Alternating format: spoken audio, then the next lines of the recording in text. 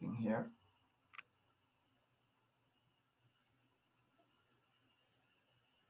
A second here. I'm sorry. This is all new to me, and I am trying to make sure. I can't tell if I'm recording or not. No, that's. Professor, I think you're recording because it Yes, just yes, started. Yeah, Thank you. it was off before, but now it's working. Thank you. Thank you that you recognize that your professor's an amateur and try any help you give me is helpful. Okay, so I appreciate Bridge your help there. Okay. Before I put up the PowerPoint, etc., I have a document I want to read to you. It's 4 pages in length, and it's actually the first 4 pages of chapter 1 of a book that a man by the name of Dale Carnegie wrote. Dale Carnegie has since passed away, but he was well known for writing books related to communication and related to areas of how to live life, etc. And he wrote a book entitled How to Enjoy Your Life and Your Job. And I want to read 4 pages to it, and I'll help you understand how this connects to communication. What I need you to do is to listen to what I'm going to be reading to you carefully in regard to what he says. There's some good stuff here. It's old, but still the basic principle of what he is making a point of in chapter 1 is really important. In chapter 1, it's entitled, Find Yourself and Be Yourself. Remember, there is no one else on earth like you. So I'm reading this just 4 pages, not the whole chapter or anything like that. And they aren't really long pages at all. So if you will listen, I'll, excuse me, I'm going to read. So let me get started. I'll read and you just listen to, and that's all I'm asking you to do is just to listen to what he has to say. Okay. The title was Find Yourself and Be Yourself. Remember, there is no one else on earth like you. So Dale Carnegie writes, I have a letter from Mrs. Edith Allred of Mount Airy, North Carolina. North Carolina is one of the states of the United States. She writes, as a child, I was extremely sensitive and shy. I was overweight and my cheeks made me look even fatter than I was. I had an old-fashioned mother who thought it was foolish to make clothes look pretty. She always said, wide will wear while narrow will tear, and she dressed me accordingly. I never went to parties, never had any fun, and when I went to school, I never joined the other children in outside activities or even athletics. I was morbidly shy. I felt I was different from everybody else and entirely undesirable. When I grew up, I married a man who was several years my senior, but I did not change. My in-laws were a poised and self-confident family. They were everything I should have been, but simply was not. I tried my best to be like them, but I couldn't. Every attempt they made to draw me out of myself only drove me further into my shell. I became nervous and irritable. I avoided all friends. I got so bad I even dreaded the sound of the doorbell ringing. I was a failure. I knew it. And I was afraid my husband would find it out. So whenever we were in public, I overacted my part. I knew I overacted and I would be miserable for days afterwards. At last, I became so unhappy that I could see no point in prolonging my existence. I began to think about suicide. What happened to change this unhappy woman's life? Just a chance remark. A chance remark, Mrs. Allred continued, transformed my whole life. My mother-in-law was talking one day of how she brought her children up, and she said, no matter what happened, I always insisted on their being themselves. There it was, on their being themselves. That remark is what did it. In a flash, I realized I had brought all this misery on myself by trying to fit myself into a pattern to which I did not conform. I changed overnight. I started being myself. I tried to make a study of my own personality, tried to find out what I was. I studied my strong points. I learned all I could about colors and styles and dressed in a way that I felt was becoming to me. I reached out to make friends. I joined an organization, a small one at first, and was petrified with fright when they put me on a program. But each time I spoke, I gained a little courage. It took a long while, but today I have more happiness than I ever dreamed possible. In rearing my own children, I have always taught them the lesson I had to learn in such a bitter experience. No matter what happens, always be yourself. This problem of being unwilling to be yourself is as old as history, says Dr. James Gordon Gilkey, and as universal as human life. This problem of being unwilling to be yourself is the hidden factors behind many neuroses and psychoses and complexes. Angelo Patri has written 13 books and thousands of syndicated newspaper articles on the subject of child training. And he says, quote, "Nobody is so miserable as he who belongs to be somebody and something other than the person he is in body or mind." This craving to be something you are not was especially rampant in Hollywood. Sam Wood, one of Hollywood's best known directors in his time, said that the greatest headache he had with aspiring young actors was exactly this problem, to make them be themselves. They all wanted to be a second-rate Lana Turner or a third-rate Clark Gable, actors from the past. The public has already had that flavor, Sam Wood kept telling them. Now it wants something else. Before he started directing such pictures as Goodbye, Mr. Chips, and For Whom the Bell Tolls, Sam Wood spent years in the real estate business developing sales personalities. He declared that the same principles apply in the business world as in the world of moving pictures. You won't get anywhere playing the ape. You can't be a parrot. Experience has taught me, he said, that it is safest to drop as quickly as possible people who pretend to be what they are not. And Sam Wood really believed that strongly. I asked Paul Boynton, then employment director for a major oil company, what is the biggest mistake people make in applying for jobs? He ought to know. He has interviewed more than 60,000 job seekers, and he has written a job entitled 6 Ways to Get a Job. He replied, the biggest mistake people make in applying for jobs is in not being themselves.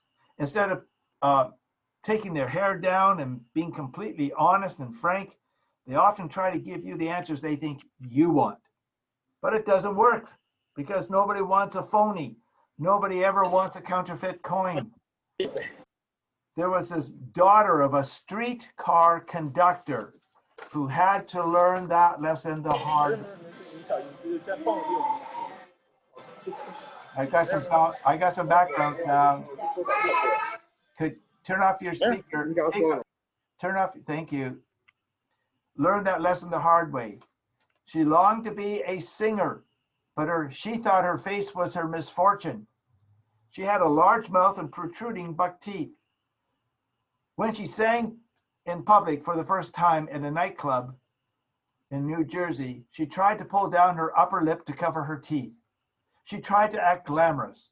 The results, she made herself look ridiculous. She was headed for failure. However, there was a man in the nightclub who heard the girl sing and thought she had talent.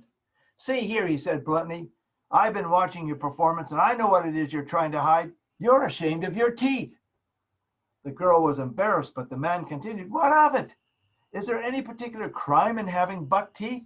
Don't try to hide them. Open your mouth and the audience will love it. Love you when they see you're not ashamed. Besides, he said shrewdly, those teeth you're trying to hide just might be what makes you your fortune.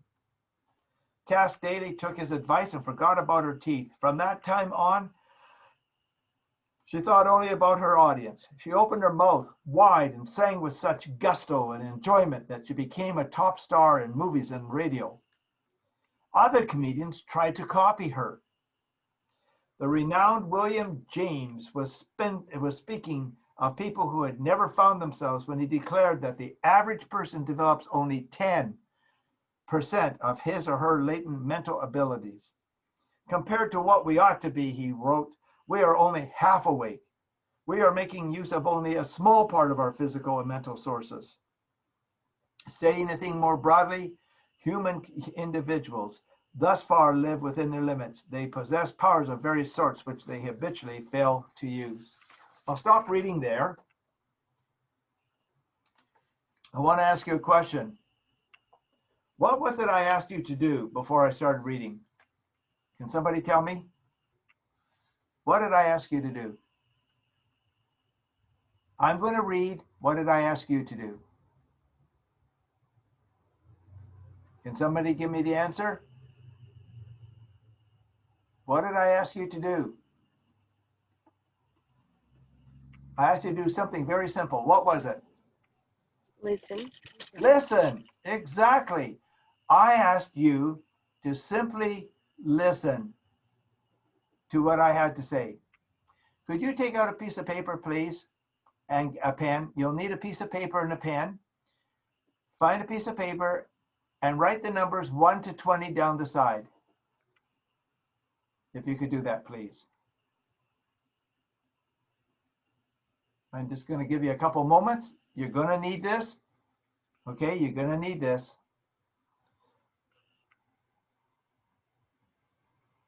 If you can just do that. Piece of paper.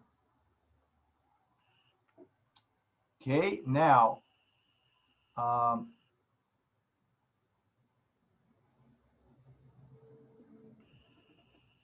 just,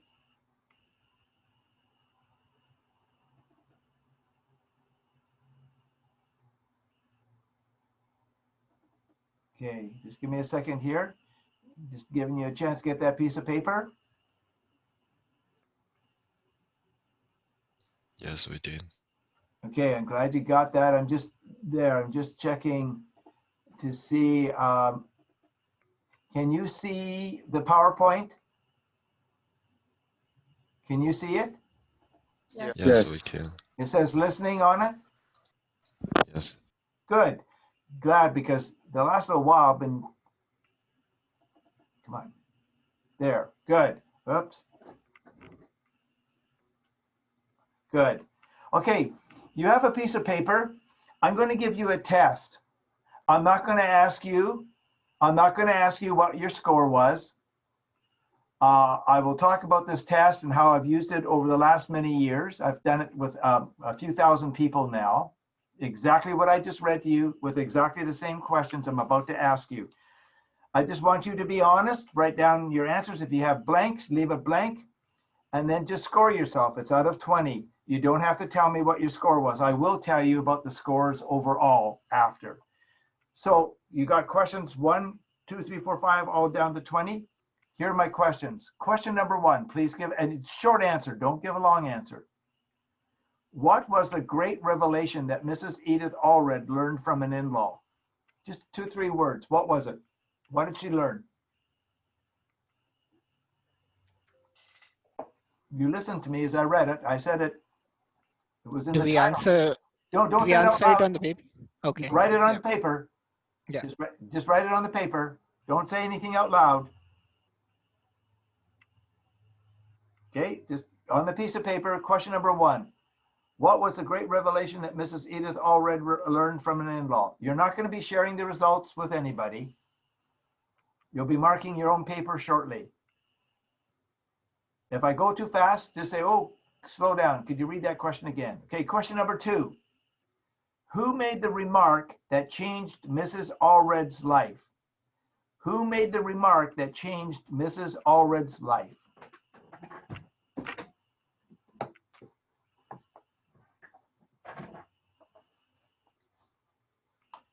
Question number 3.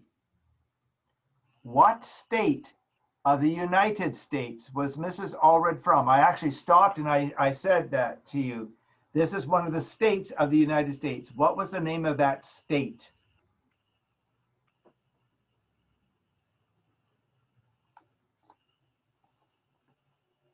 Question number 4. What was Mrs. Allred's age relationship to her husband? Don't just say older, younger, same age. You can say that. You'll get a half mark if you get it right, but really there's a little bit more description to that. Not much. That's kind of important to know, okay? What was Mrs. Allred's age relationship to her husband?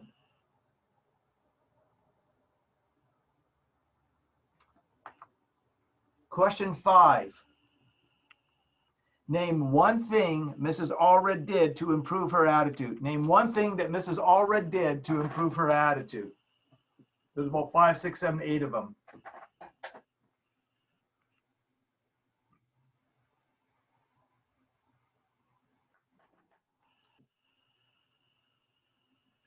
Question number 6.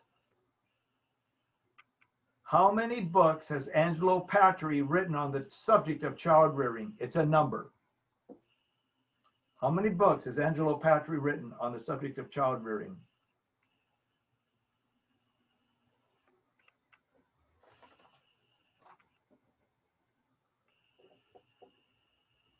Question number 7. How many newspaper articles has Angelo Patry written on the subject of child rearing? How many newspaper articles has he written on the same subject? He wrote a certain number of books. How many newspaper articles has he written? And just to let you know, every time one of these questions factors came up, I emphasized it as I was reading.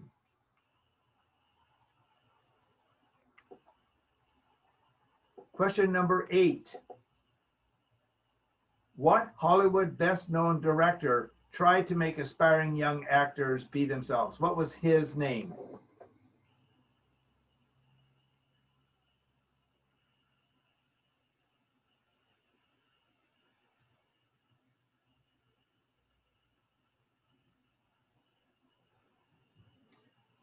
Question number 9. What business was that director in before movie productions? What business was that director in before movie productions?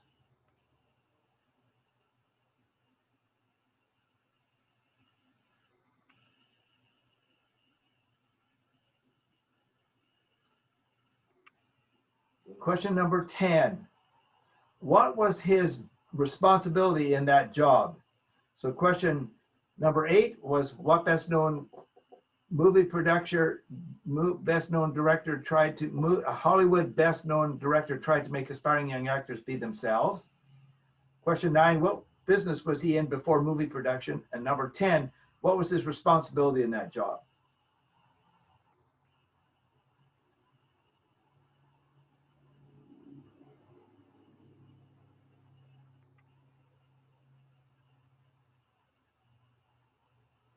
Okay, question 11. Paul Boynton of a major oil company has interviewed more than how many job seekers? Paul Boynton of a major oil company has interviewed more than how many job seekers?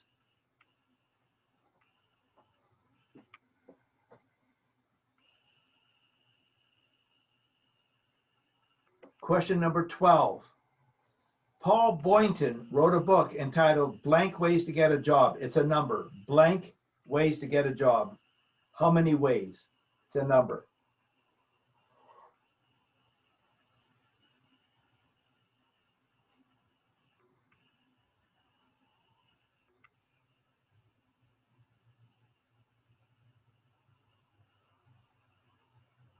Question number 13. What was Cass Daly's father's job? What was Cass Daly's father's job?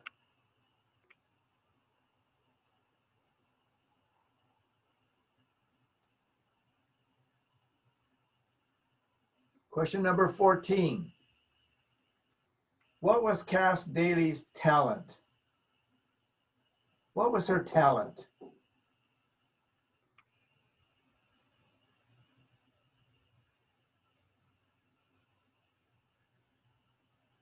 Question number 15. Who tried to copy Cass Daly? Who tried to copy her?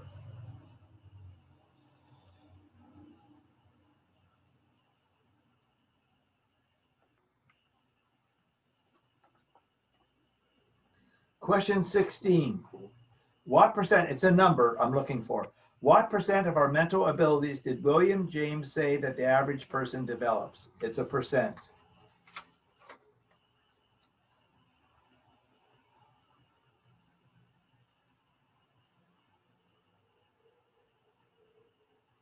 Question 17.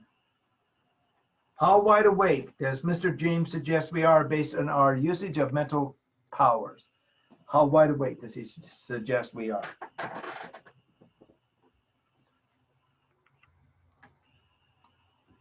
Question number 18 and 19 go together. Fill in the blank. You got to get them in the right order. They're two animals. If you get the animals right but in the wrong order, you get a half point each. If you get the right animals in the right order, you get the full 2 points. What two animals did Sam Wood use in stating, quote, you won't get anywhere playing the blank, it's an animal. You can't be a blank, end of quote. You won't get anywhere playing the blank, you can't be a blank.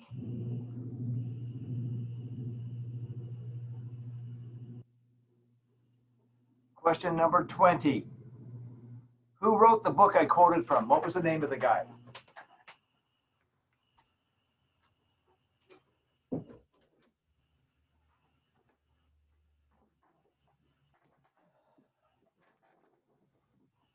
Okay. You're to mark your own exam, your own test. You do not have to give me the score, but I'll explain after we've done the marking, and you know it's out of 20. So write the number that you got right at the top for yourself, and then I'll explain how about this test. Okay, I'm going to go back. Here are the answers. What was the great revelation that Mrs. Allred learned from an in-law? Be yourself. Question number 2. Who made the remark that changed Mrs. Allred's life? Her mother-in-law. Not mother, but mother-in-law. Question 3. What state of the United States was Mrs. Allred from? North Carolina. Question number 4. What was Mrs. Allred's age relationship to her husband? Several years her senior. So if you said he was older, half a mark. If you said he was a lot older, full marks. Question number 5. Name one thing Mrs. Allred did to improve her attitude. Let me list them. Be herself, studied her strong points, learned about colors and styles, dressed in clothes becoming of her, made friends, joined an organization, and spoke. Any one of those, just one, that's all you needed to have. Question number 6, how many books has Angelo Patry written on the subject of child rearing? 13. Question number 7, how many newspaper articles has Angelo Patry written on the subject of child rearing? Thousands.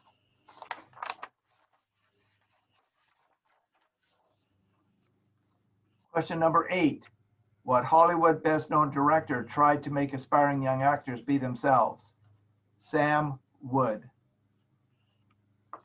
Question 9, what business was this director in before movie productions? Real estate. Question 10, what was his responsibility in that job? Developing sales personalities. Question number 11, Paul Boynton of a major oil company has interviewed more than how many job seekers? 60,000. Question number 12, Paul Boynton wrote a book entitled Blank Ways to Get a Job. 6.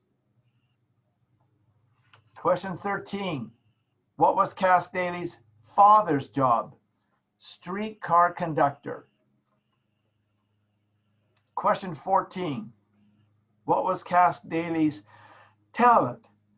Singing, Question 15. Who tried to copy Cass Daly? Other comedians. Question 16. What percent of our mental abilities did William James say that the average person develops? 10%. Question 17. How wide awake does Mr. James suggest we are based on our usage of mental powers? Half awake. Question 18 and 19. Fill in the blank. Get these in the right order. If you don't, if you got both animals, you get a half a point if they're in the wrong order. Full points if you got them in the right order. Quote, you won't get anywhere playing the ape. You can't be a parrot. Who wrote the book I quoted from? Dale Carnegie. So add up your score. I'm not going to ask you for the actual score itself. Leave that blank. But I am going to just want to check something here. If I can get this to work here. Just give me a sec here. Okay, Act 23. Some people may have just walked in a little bit late. I'm just going through the names real quick. I'll talk about the score in a moment. Is Colin here now? Colin? Raymond? Alan? Day? Ian? Or Yuxin? Okay, I'm hoping that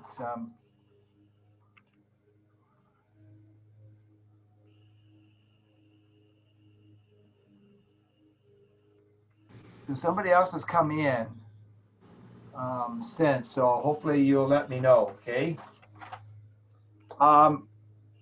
So let me explain a little bit about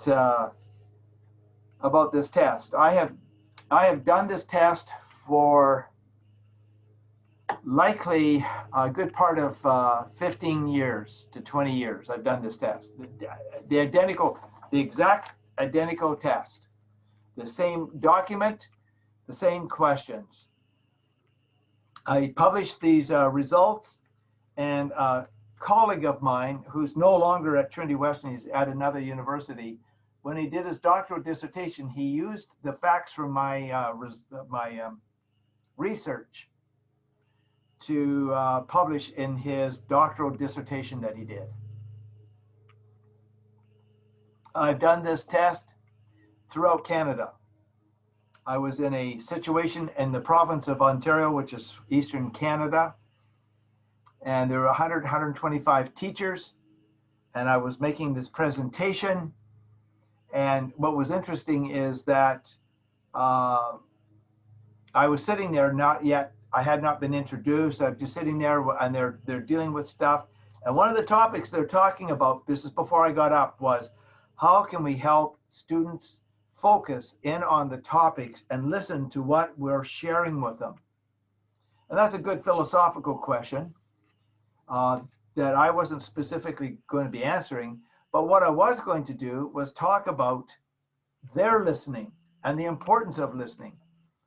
And so there was a concern on the teachers' levels about the student and listening. And so I gave this test, and they did roughly the same score that most people get. The scores the most results range into the 30s and low 40%, somewhere in that area. So if you got in the 30s and 40s, then you were part of the normal score. If you were above, then you were above normal. If you were way below, you obviously way below. I did this test a year ago in the Richmond campus before COVID-19, and actually in the classroom. And one of my classes only got 12%, and the other got something like 14 or 15%. So they were in the lower end of it. And so it can differ with audiences for various reasons. Anyways, I've given this test many times, and I don't know what your score is, but roughly the ballpark is in the 30s. probably the overall score was about 34, 35%, and probably still remains very close to that. And as I said, I've done it to hundreds upon hundreds upon hundreds of people across Canada. What am I highlighting? I'm highlighting the reality that we have to think about this topic in the communication area called listening. And I'm just trying to get my my computer to work here. Okay, so listening is a big part of communication. Huge area. In fact, as I was reading back some time ago that in an article, actually it was in an old book that I had, that of high-end executives in a business spend somewhere in the neighborhood of 75% of their job listening. They listen through reading about ideas from other companies. They listen to other executives accountable to them and employees accountable to them, to the customers. Their biggest job is the issue of listening. It is such a critical area, such an important area, listening. And so we need to be always in the realm of listening. I showed you one-way communication. You've seen this before. We have a sender, and I'm being that right now, and you're the receiver, and I have a message, and the channel we're using is here on Zoom. Critical to this is the issue of listening. Listening to what is being shared. Listening is necessary. The reality is that in any human relationship that we are involved in, whether it's with somebody that our parents, or whether it's if ever and when you get married, with your husband or your wife, with your children, with your neighbors, with your boss, wherever you are, listening is absolutely critical. That's critical for you, even in this setting, to think about, okay, how do I improve as a listener? And then I shared the transactional two-way communication model. One-way communication is the sender to the receiver, but in two-way communication, an original sender sends a message through a channel to a receiver, who then responds back, becomes the sender, sends a message through a channel to the original sender, who's now the receiver. I'm describing a conversation. In both one-way and two-way communication, there is always environment. It can be a happy environment. It can be a sad environment. It can be a hostile environment. It can be a pleasant environment. It can be so many factors. But we always have that dynamic, that reality of an environment built into communication. And we then have the issue of words. We're going to talk about that later, but the issue of words. In our minds, we put meaning to words. That's encoding. And as a child, you come into this world with no language skills, and you develop a few language skills in the first year. And we begin to put words in our mind, what mother or mummy or mama means, and daddy or dada or dad means. And those become in. And we put other words. When we're hungry and we want more, we say more, whatever the word is. And so we learn these words, and we've got them encoded in our mind. And when somebody uses them, we're able to take those words out of our mind, put it in sentence form, and understand what they've just said to us. That's what's happening right now as I'm speaking. You're basically you've encoded, and now you're decoding as I share these words to put meaning to what I'm saying. In the midst of all this, both in the one-way and the two-way communication, we have noise that takes place. There's psychological noise and there's physiological noise that takes place. Two days ago on Thursday, before I was teaching, I was working here at the desk, and I have another arm to the desk that goes here. And I was busy, and instead of turning completely like this, I went like this.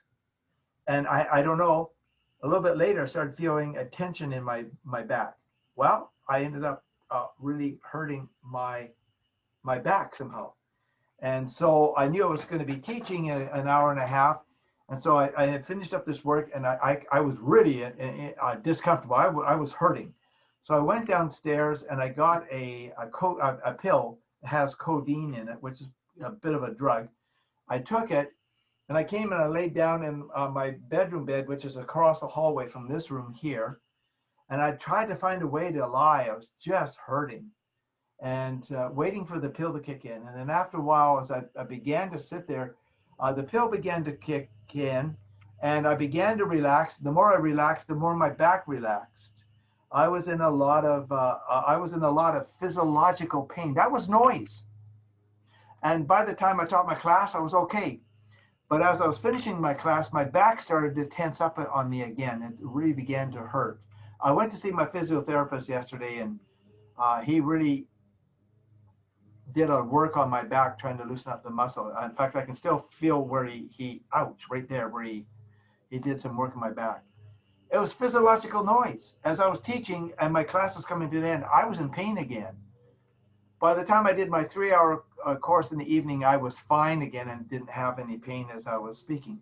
So we experience in all sorts of communication centers, there's an environment, well, a message is being given and that we're receiving, and we respond back through a channel, and we're understanding the words that are encoded in our mind, and we use them to create meaning to what's being said.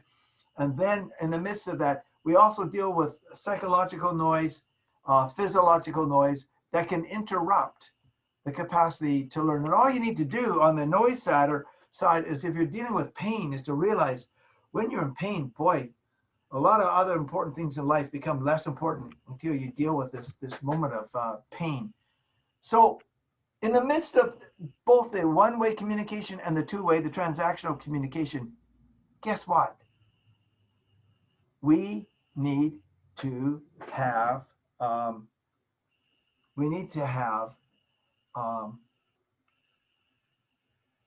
the ability to realize that listening is necessary. Listening is necessary in all of this for it to happen. Really critical. I want to talk about 4 assumptions about listening. Listening is such a central thing. I want to talk about 4 assumptions we make about that, 4 false assumptions that are made about listening. These are not true.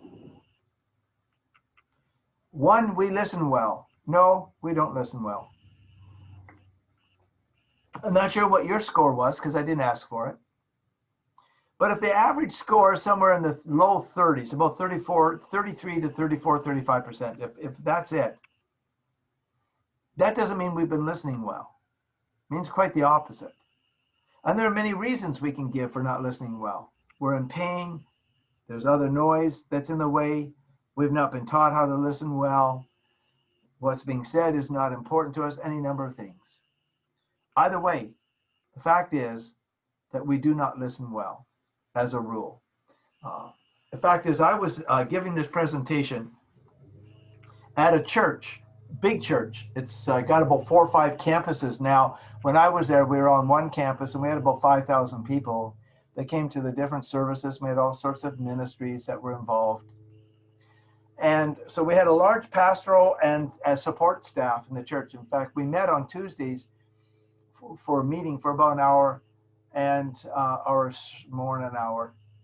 And one of the things we did about once a month is we had an educational thing take place. We had somebody kind of bring in something to help us, to help teach us about something. And so I got asked one day, hey, you're a prof also, because I also was a professor at Trinity and a part-time pastor there. You do stuff, and why don't you do something on communication? Because I mean, communication's important. I said, glad to. So I did this test, the exact same test you had. And I had a piece of paper for everybody after that I handed out with the questions 1 to 20, and I had on the top written. In fact, I even actually have a sheet of it here somewhere. The listening test, something like that. And then I had the numbers 1 to 20 down the side, exact same questions that I asked. And there's about 40 of us in this room. So there were tables kind of in a square shape like this with chairs around the edge. And it was pretty big because it was about 40 people. So I read the material. And then after I read the material, I asked the people, hey, do you remember what I asked you to do? And they all kind of looking around, not sure, everybody wasn't sure they wanted to answer because they weren't sure. Finally, somebody said, I think you asked us to listen. I said, I asked you to listen. That's actually the correct answer. So I said, I'm going to hand out this sheet of paper and I'm going to give you a listening test on what I just asked. And I went through the same questions, but at that moment, when I said, I'm going to give you this listening test, at that very moment, the senior pastor who was sitting on the other end, the other side, way down on the other side facing me, he turned and he whispered to a pastor sitting next to him. We had 13 pastors. He whispered to him. I don't know if you've ever been in a situation where everything got real quiet and when you whisper, suddenly it becomes loud because everybody can hear it. And he whispered, what did he just read about? He was not listening even to know a little bit of what I was talking about. And everybody just broke out laughing at him. He wasn't listening well. He wasn't even listening to listen well. We do not believe we can be taught to listen well. That's wrong. We can be taught to listen well. I took a course in my doctoral degree on listening. I had a course in statistics. I had a course in research procedures. I had a course in adult education advanced. I had a course on university and college teaching advanced. Those were 4 pretty heavy courses, and I was going to take a 5th course. So I said, oh man, I want to take a soft course. Look, there's a course on listening. What can you be taught about listening? I have 2 ears and 1 mouth. I can conclude. Important to listen twice as much as I speak. There. What else do you write in a book? Well, I got the syllabus. It said you need these 3 textbooks. 3 textbooks on listening? You've got to be joking. So I went to the book the school bookstore and I picked up the 3 books, thinking, right, I suspect there's blank pages between the covers. No, wrong. It was unique material, important material. And I found out there's a lot about listening I did not know. I also found out through doing some tests, etc., that I needed to listen better. And I began to choose to try to listen better. I learned there are things you should be doing to help listen. I don't always do those things, so I don't think I'm as good as a listener as I was when I first took the course. But I'm much more aware of this topic because it's so critical. Thirdly, we believe listening and hearing are the same thing. We believe listening and hearing are the same thing. They are not the same thing at all. They're very different.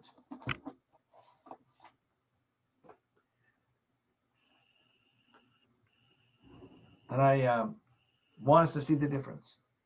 Hearing is a body function. You can hear my voice. You can hear my voice. That's a body function. Unless you have a hearing problem, you can hear my voice. Because your body has your ears and it does something important there. Listening is a selective activity. See, I'm talking away here, and you can hear me talking, but you may not be listening to me. So basically what you're hearing is blah, blah, blah, blah, blah, blah, blah, blah, blah, blah, blah, whatever. Yeah, blah, blah, blah, blah, blah. That's, you can hear my voice. That's a body function. But when you stop and you look at me and you say, he is using words, those words are important. I'm going to listen to what he is saying and interpret what he is saying. You are now choosing to put meaning to what's happening. When I'm teaching this class, teaching this course in a classroom, and I won't do it here, the students are writing some stuff down along with listening to me. And I ask them, stop and think about this one thought. And my students stop and they start thinking, and and I ask them, just stop and just think, put your head down and think. They're doing that. I pick up my binder in my hand. I'm not going to do this because I got stuff on the desk here. And I drop it on the table. And the table's stronger, so it stops it. But the collision creates this loud noise. And people jump and they look at me like, what in the world are you doing? And I asked them this question: did you hear this 3-ring binder hit my table? Yes. I said, what happened? Let me explain. As the book drops to the ground and hits the table, it literally creates a point where air is pushed out from the collision, and the air becomes sound waves and sends the bang to everybody, and everybody hears that sound. That's hearing. I'm speaking, sound waves are going through this air, through the computer, into your place where you are right now. Those are sound waves. The question is, are you choosing to put meaning to the sound waves? That's listening. That's listening. Selecting is a selective activity. It's not that we always listen either. Not that we always listen.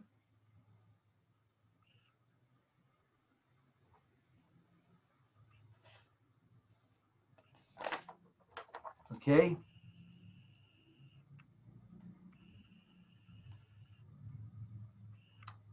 We believe listening and hearing are the same thing. They're not. Example. I did something not very bright several years ago, many years ago. I was a student working on my Bachelor of Arts degree. Joanne and I lived in Vancouver on Knight Street Bridge before the Knight Street Bridge was built. And every day, Monday, Tuesday, Wednesday, Thursday, and Friday, I would drive from Vancouver into Surrey to go to the college that I attended, getting my BA degree there. And then I would come home and I'd do homework. Monday, Tuesday, Wednesday, come right home, get my homework done. On Thursday and Friday, I would come home, jump on a bus, change my clothes, jump on a bus, and go to downtown Vancouver to the department store called the Bay. So Thursday night, Friday night, and all day Saturday, I sold ladies' shoes in the second floor at the Bay, which is an interesting job. And I would come home after, and I'd be tired. I came home one Saturday, and usually when I got on the bus was full, so I had to stand until people got off, and then I started sitting down partway. And by then, my feet were so tired because I was walking all the time. So I had a full schedule. Like, I came home. Now, Joanne worked at the University of British Columbia, and she didn't work Saturday and Sunday. And she would be home, and I would come home, and we couldn't even afford a TV. We didn't have a TV. We couldn't even afford to get a newspaper every day. We were just being really careful with our money because, we had rent and we had food and gas and tuition fees and that sort of stuff. And I came home one day, and the only day we got the newspaper was on Saturday. It's when I could catch up on the news of the world and sports, etc. And so I picked up the paper and I sat down on the couch. I was just dog tired. I wanted 15, 20 minutes just to decompress. I wanted to just be in my own little world for a few minutes. And so I'm reading the newspaper, holding it up like this. I'm reading away, and Joanne's talking. Blah, blah, blah, blah, blah, blah, blah, blah, blah, blah. I heard her. I wasn't listening. Blah, blah, blah, blah, and then it happened. Blah, blah, huh? And I knew by that sound, she had just asked a question. I had no idea what she asked me. I was not listening. I knew by the sound that it was a question. So I put my paper down and thought, okay, how do I deal with this? I had two options. Now, option number one, Joanne, I am sorry. I should have been listening to you, and I got caught up in this article. Could you just ask me the question again? I'll answer. Or I could try to fake her out. Being a man, I thought maybe I could fake her out. And so I said to her, what an interesting question. I'm not quite sure how to answer it. Could you just ask me the question again so I really know what you're asking? And she looked at me and she said, you were not listening to me. And I go, what? I love you. Of course I listened. No, you were not. But I will ask the question again. Exactly what would you like for supper tonight? I was caught. I heard her, blah, blah, blah, blah, blah, but I didn't listen and get what would you like for supper? Big difference. All listeners receive the same message. That's not true. All listeners do not receive the same message when you speak. That's just not true. Maybe you are speaking about things that we can do when we're under pressure to take away some of the pressure. Good topic. You're talking away. But meanwhile, some people sitting in your room are sitting there thinking, pressure. Boy, I have a lot of pressure at work. What? Oh, that pressure. I got to get that down. And they start thinking about their work. Other people are saying, oh man, I am under so much pressure. Wow, I just really wish that I could get out from underneath this pressure. And then they hear one thing you say that you can, that's a great idea. That might really help me, but they don't catch everything else. So they get a part of your message, but not the whole message. Listening is a hard issue in communication. We do not all receive the same message. I have spoken in places and had people come up and say, thank you for such and such. And I thought, my goodness, I barely mentioned that at all. That's all they got? All listeners do not receive the same message. Does not happen. There are 3 barriers to preventing effective communication. There's preventing effective listening. There are 3 barriers. Here's one: having a prejudice towards the sender. And it could be any number of reasons. It could be to you, this is something women should speak up on, not men, or vice versa. This is something that women should be quiet, men should speak. And so we could make it a gender issue. It could be based on status. A person gets up to speak about something and you recognize they don't have a whole lot of qualifications. And you're thinking, who is he or who is she to speak on this topic? They don't really have the qualifications that I think necessary. And so you have a prejudice against them. Or it could be a stereotype. It could be a stereotype based on gender. It could be a stereotype based on the person's background. It could be stereotyping based on a career the person represents that you don't trust. It go on and on. We all have all sorts of potential stereotypes that we could mention. A second one is judging a person before they share. Judging a person before they share. Those things happen a lot. We judge a person even before they've had a chance to share. And that can be problematic. It can be a big problem. We think they just might be boring. We look at the person and we say, I don't think they'll be interesting at all. A college I went to, about twice a month, they'd have we'd have a time we get together, and we would all together, the whole student body, and we'd have a speaker for the day, as a rule, or for the session, I should say.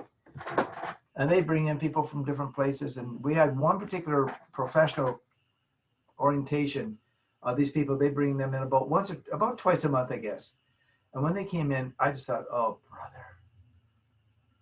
brother, this profession, they're so boring.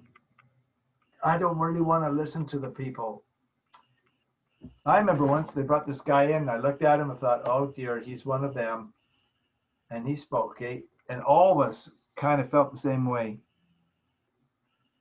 And we thought, how boring he's going to be, I can tell. When he was finished speaking, we gave him a standing ovation. He was anything but boring. He was so engaging. He had us so connected with what he was saying. He had us laughing. He had us looking, thinking seriously at different times. He knew how to prepare us and to take us and inform us. But often we do that to a person. Or we think they'll be too difficult to understand. They'll be too difficult to understand. And there are some topics that can be very, very difficult to understand. There can be some people who are difficult to understand. I remember being at a conference in Los Angeles, and we were at a breakfast, and all of us were in the same profession. And so they had brought in this guest speaker from a back east somewhere, and he spoke. And I'm sitting there listening to him, okay? And it wasn't boring. I had no clue what he was talking about. I'm sitting there saying, wow, where is he going? And I thought, well, man, it may just be me. I'm ever glad that nobody's going to ask me to repeat what he said. I knew I just didn't understand him. And then I started looking around and I began to see other people having a look that I thought I had. And it was like, what are you talking about? And then the man who was the head of the organization, Mr. Brown, and his last name was Brown, got up and he said to the person, we want to thank you. I think we do. And everybody burst out laughing because none of us understood what in the world he was talking about. Sometimes those things do happen. They're hard to understand, these people. What the sender, the speaker, has to say will not be valuable to me. We've already chosen to write off the person saying, you know what, I really don't think what the person has to say is going to be all that important to me, and I'm not really going to have great understanding of what he's talking about. It's going to be quite confusing. And so I don't know if it's worth it. And so you may have to be there, but you let your mind go somewhere else. Another issue in listening is it will not be something I will agree with, and I will become one of two things. I will become defensive or I'll become threatened. And when somebody gets up and they're sharing something that is different than us philosophically, we easily get very defensive or we could become very threatened by what they're sharing. And really, we would prefer if we didn't have to worry about what they had to say at all, if possible. If we could get past listening to them, that would be better. The third area, okay, now that we're talking about these areas that have become problematic. My desk, chair's moving around on me here. We can have a prejudice against this person. We can have judging the person before they even get a chance to share. And then another problem to listening is the issue of yielding to distractions. For instance, one distraction that can happen is semantic distraction. Language itself, how we use language. When speaking to a bunch of men, the speaker says, hey, you boys. Well, that's a semantic that says, no, not boys, but men. Or instead of saying girls, we should say women, if that's the case. And so those distractions can really make it hard to stay focused in on the person. And we immediately start thinking about how rude of that person to use that, and we quit listening to them as we're judging them. Mental distractions. When I have used this test that I gave you in the classroom or in other settings, I've often said to the people, by a show of hands, I trust you'll be honest, by a show of hands, put up your hand if while I was reading this document, you started thinking about something else. Because actually, when I read the document, I read it a little bit different than this time than I usually do. I read some, I get really excited, and then I read some stuff, and my voice goes a little bit monotone, then I get excited.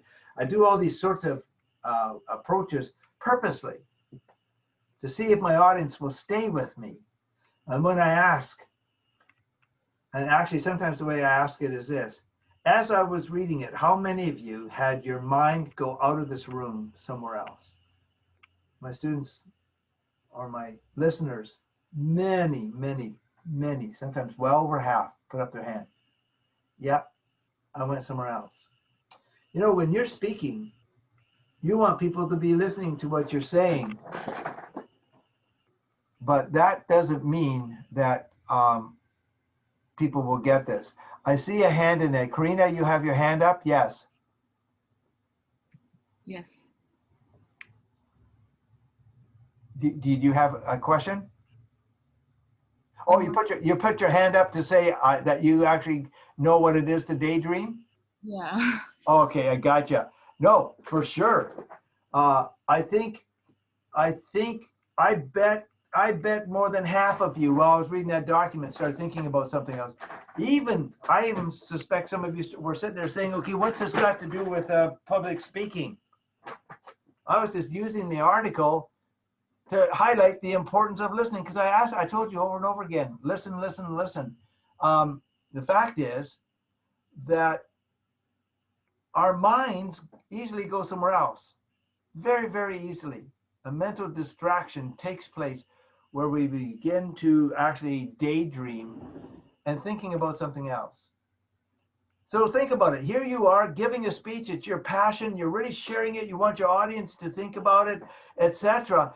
And then you just find out that really only about 33 1/3% of what you shared even got through immediately to the people. And then if you were to ask them, hey, did your mind go somewhere else while I was speaking? And if people were honest and start sharing it, be quite discouraging. So there are things you have to do as a public speaker to try to keep the minds there. We're going to get to some of that stuff as we go through the stuff. Physical distractions take place very easily. Oh my, this is a big one. Coughing, sudden noise, lisp of a speaker, perfume smell, clearing the throat, a crying infant, general movement of the audience. I have experienced all those.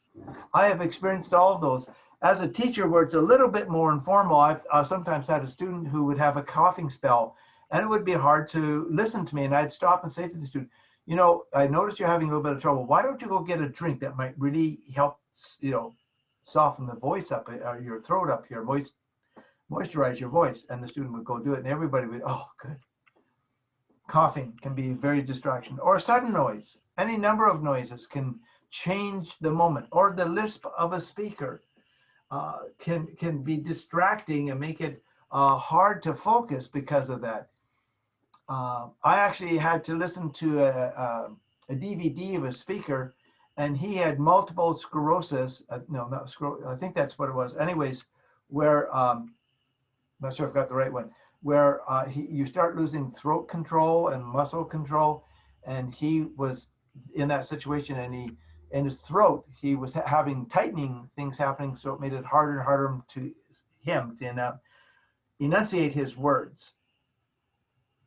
And so that was such a physical distraction. And I'm listening to it, I'm going, oh, this is painful, because I got to listen for 45 minutes. And after a while, the more I listened, the more I began to understand him, because I had to get more and more focused. And ended up, he had a really good message, and he had great humor. And after listening carefully, I was able to understand it. Perfume smell? Yeah. You ever been around a guy with strong aftershave lotion and wow, took over the room? Or a woman with perfume? Those things happen, and they can distract you. The clearing of a throat. By the way, I've been fighting a bit of a cold. I got a glass of water here, and I've got my Coke that I'm still drinking here, trying to keep my throat moist, because to be honest with you, it's not easy. Excuse me. It's not fun with somebody always clearing the throat while you're trying to speak. A crying infant. Yep, that's been one of my pet peeves. Parents sitting in a room with a baby crying, and nobody can listen to you speak because the baby is getting all the attention in a way that's not helpful. I mean, that's really difficult. Joanne and I, with our daughters, It was our first time going to Hawaii. Our first time going to Hawaii, and we of course took our daughters with us, and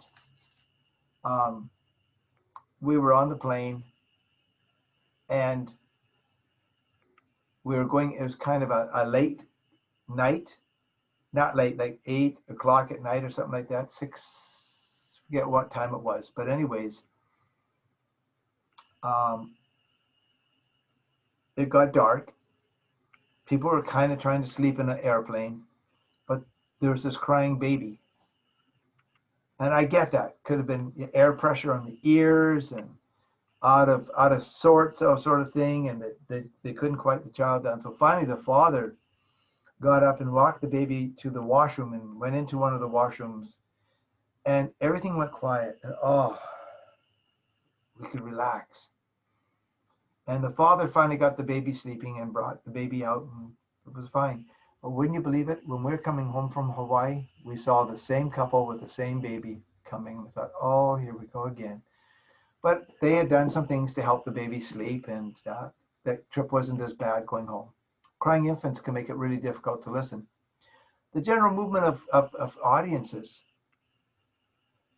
You know, in the middle of a talk, people getting up, walking out, going to the washroom. Last year, in this course in Richmond, where it's just the one door to most classrooms, we were having our speeches, and a student had to go to the washroom. Instead of going around behind the backside and around to the door and out, the student literally got up, walked right in front of the speaker. Literally walked, and the speaker was speaking to stop him, watched him walk out the door.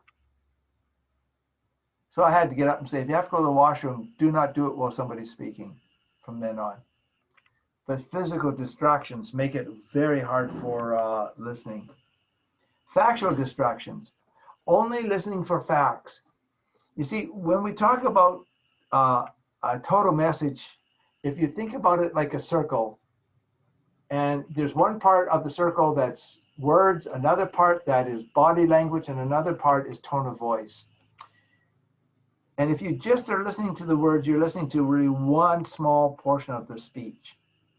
And you're missing over 90% of the speech, about 90% or so of the speech. As we study communications, you'll understand that. And so factual distractions can really distract from getting a whole clear message.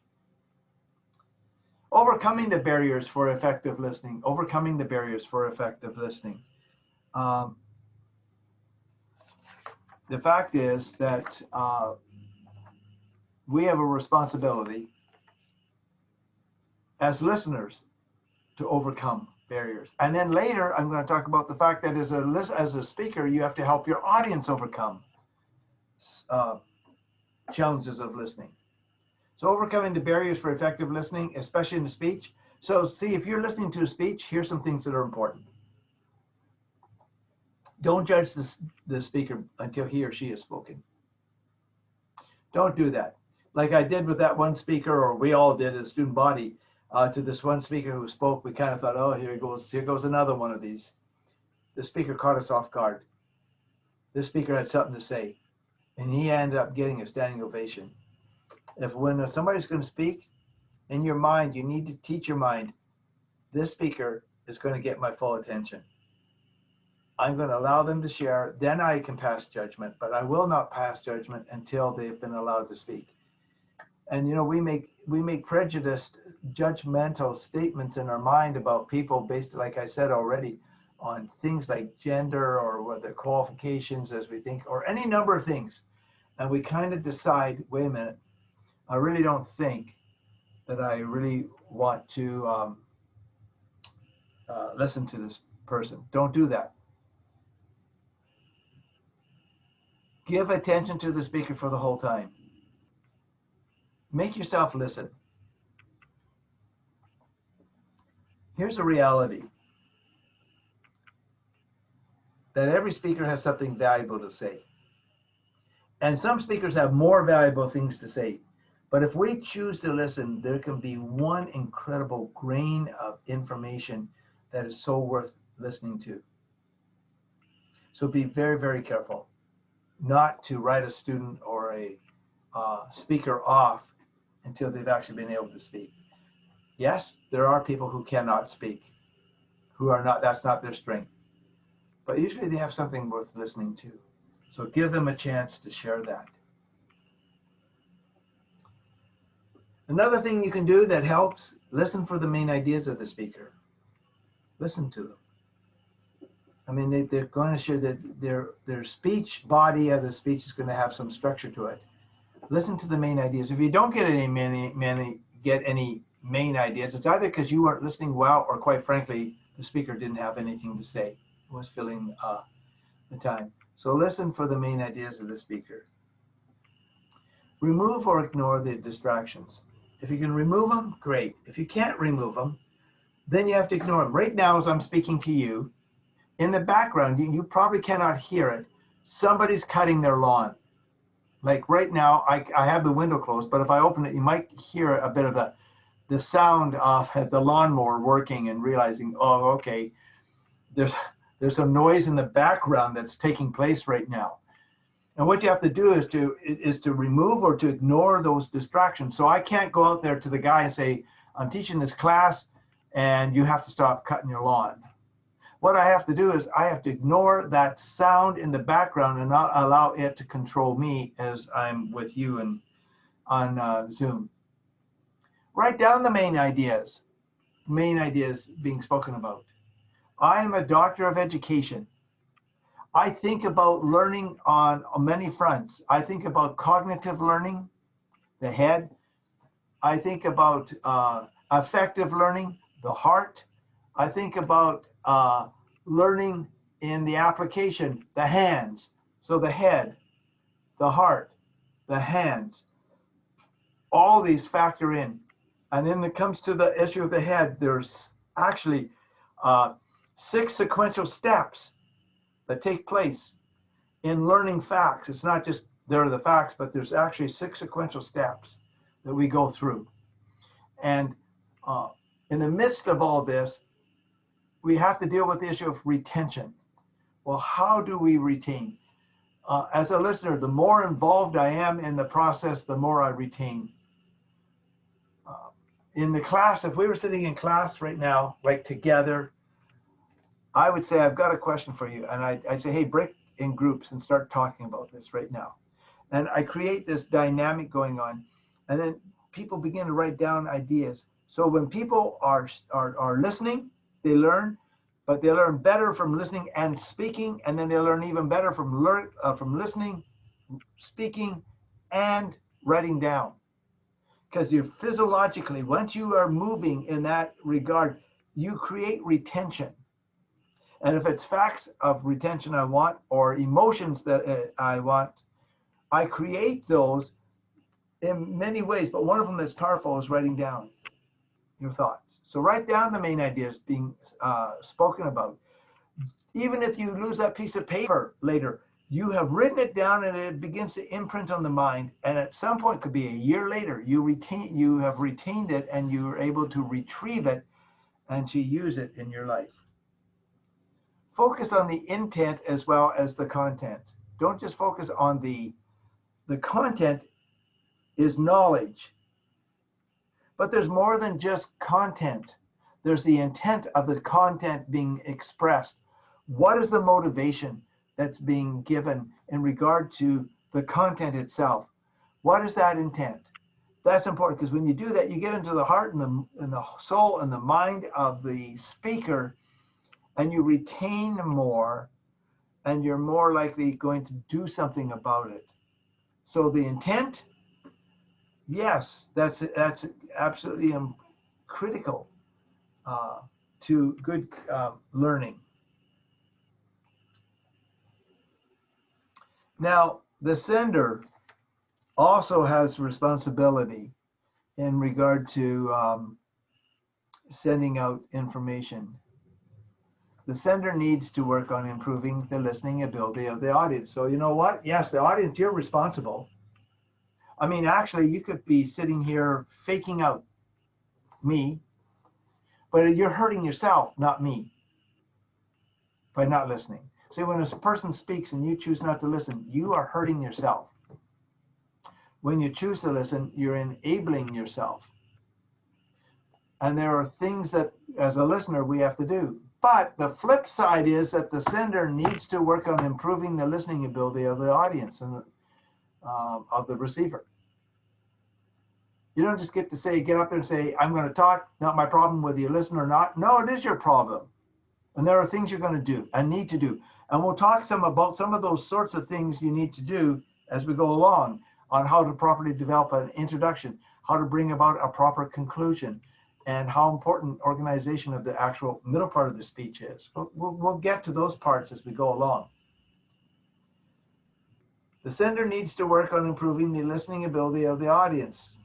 The reality is that communication is difficult at best. If you're going to be a person who's going to be a teacher, you're going to be a person who does a lot of communication, please hear me. It's not easy work. It is hard, really hard. Here's some issues that happen in light of what's going on. One is the perception that each have of the other, perceptions that each have of the other. The reality is, and we're going into perceptions next. This is like literally, here's the next set of thoughts I've got. And we're going to just deal with the first four. We're going to deal with just these first four squares here. Okay, that's what we're going to be dealing with. And it's all about the issue of perceptions. I mean, that's what we're going to be talking about next. And it's just four sets of PowerPoints. And that will be where I will stop for the day. We're almost coming to that. We're not quite ready for this part yet. Perceptions that each have of the other. That's an issue. How is the audience perceiving you as a speaker? And that's what we're going to get to next. And how do you perceive your audience? Really important questions for good communication to take place. Another issue, interpreting language based on encoding and decoding. Okay? And again, we put meaning to words in our mind, and when somebody uses them, when they're speaking to us, we retrieve that in the sentence that they're using it so that we can decode and have understanding of what they're saying. So a language becomes absolutely critical in the midst of this. The verbal and the nonverbal feedback. We're going to get into the verbal and nonverbal feedback. You can't get around this one. This one's absolutely critical. Verbal and nonverbal. We use words, verbal, but we use tone of voice. And then we also use our body language when we're sharing. Again, I remind you on your speeches, it's more important. Please hear this. Again, some of you didn't get what I was saying. When you're speaking, get back here, way back here in speaking, versus some of you were still doing what I said don't do, and some of you still did it anyways. And that was to get up real close like this. So I was just seeing your face. Okay. The verbal and the nonverbal have to work together, and they become a message. The speaker in a speech also can improve audience listening. Okay. So you know that the sender needs to work on improving what they're doing, but the speaker in a speech must improve the audience listening. And so here's some things you as a speaker need to do for your audience. Speak at a pace faster than used in conversational communication. When you're in public speaking, it is not the same as speaking to your friend in a private conversation. That's totally different. Do you know that when you speak conversationally with people, you speak at around about 100 words, 90 to 100 words a minute, sometimes 110 words a minute. When you're doing public speaking, you will be speaking at somewhere in the neighborhood of about 120 to 150 words a minute when it's an informative speech. When it's a persuasive speech, and you have to do an informative speech next, and then you do the persuasive speech after. In a persuasive speech, you are to speak at somewhere between about 140 to 200 words a minute. So you see there's a difference right there. And when we're speaking, we should speak faster in a conversation, faster in a public speaking situation than we do in a conversational speaking situation. And that helps.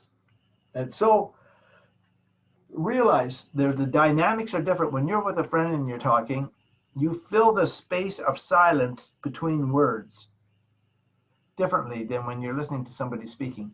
Because when it's a conversation, it's back and forth. But when it's a one-way communication and you're listening to a speaker, it's not two-way communication, it's one-way. And if you're speaking at too slow a pace, that you're saying to people, you can also think about something else as I'm speaking. And that's not helpful at all. And so it's important to know there's a difference between the two. So make sure you do that. Speaking with a louder volume than used for conversation. So not only do you speak faster, but you should speak louder than you do in conversational communication. In conversational communication, you're closer to each other. You still speak loud enough for the person to hear, but when you're at a distance, you need to project your voice more. But at the same time, not just shout. Don't shout at people. That's not what we're talking about. It's talking about speaking from your lungs here, down in your chest, out like this, not trying to speak from here. Speaking from your voice, from your throat only, is hard on the throat, doesn't have the strength. I cannot speak as strong. In fact, I can feel myself starting to lose my voice a little bit. But when I speak from down here, I have more oxygen projecting the voice outward. So at the same time, use strategic soft volume sounds, and loud and soft creates intensity. But don't speak like this. It's so nice to be here with you today and talk to you, because I know you. Don't do that, because it's really hard to hear. Project your voice. Project your voice in public speaking. That's very, very important. When you project your voice and it goes out in a louder, without shouting, in a louder form, your audience is able to sit back and listen to what you're saying. And that's important. Adapting the speech content to the audience's needs. We're going to talk about this a little bit later. This is how do you adapt the speech content to the audience's needs? One simple, important issue, audience analysis. Before you ever stand up to speak in front of an audience, and you've been asked to come and speak, you should do an analysis of what your audience is like. Understand their genders, their age, understand their occupations, their motivation for being there, whatever it happens to be. You need to understand these things, because then you're able to meet more of their needs. Adapt the speech content to the audience's needs. Using repetitions and transitional statements are necessary to help your audience. Have you ever listened to somebody and all of a sudden you realized you were lost? You weren't sure where they were? That breaks down to a couple of reasons. One, you weren't listening. And two, the speaker wasn't taking you somewhere with their speech. And you had this sense that I'm lost. As a speaker, you can use repetitions. Not everything you say has to be said 2 and 3 times, but there's great value on main points to say it more than one time. To talk about something in a different way, but saying the same thing helps reinforce what you said before and makes it easier to follow. So there is a place where you choose to actually say something in 2 or 3 different ways for the persons to get it. And by the way, the last 3 sentences I just did. I just was using repetitions. And there's a place for that. At the same time, there's this thing called transitional statements. Transitional statements are a way to help your audience know that you as a speaker have talked about this, and now you're going to go over here. But you need to bring your audience with you. You can't just go, boop. They won't get it. But so if you go like, now that we've talked about this incredible color, orange, I want to talk about what is probably considered the most favorite color of all humanity. And that color is the blue. And what you're doing is you're bringing your audience with you. We've gone from orange to blue. You can't just go with orange and start talking about blue without something that helps your audience know that we've moved in that direction. Using organizational and physical movement are of great value for an audience. Using physical and organizational and physical movement really does help your audience follow you. And that's really important to be able to do for them to be able to stay with you, because when you don't, it becomes very, very difficult for your audience to follow. And that helps them listen much better when you've done that. Listening. It's a very important topic, a very important area related to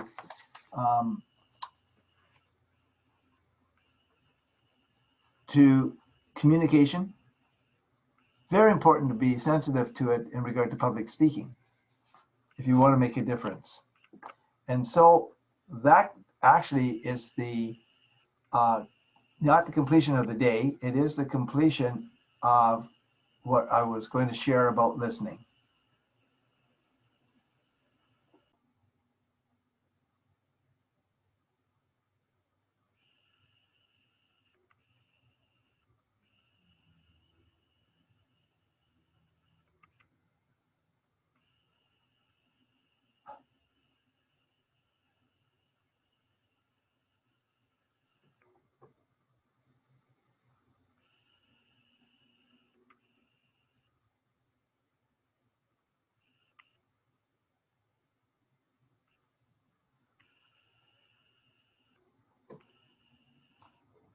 Okay, I'm just going to ask a few of you just to kind of give me your answer to this question here. I'm just going back to my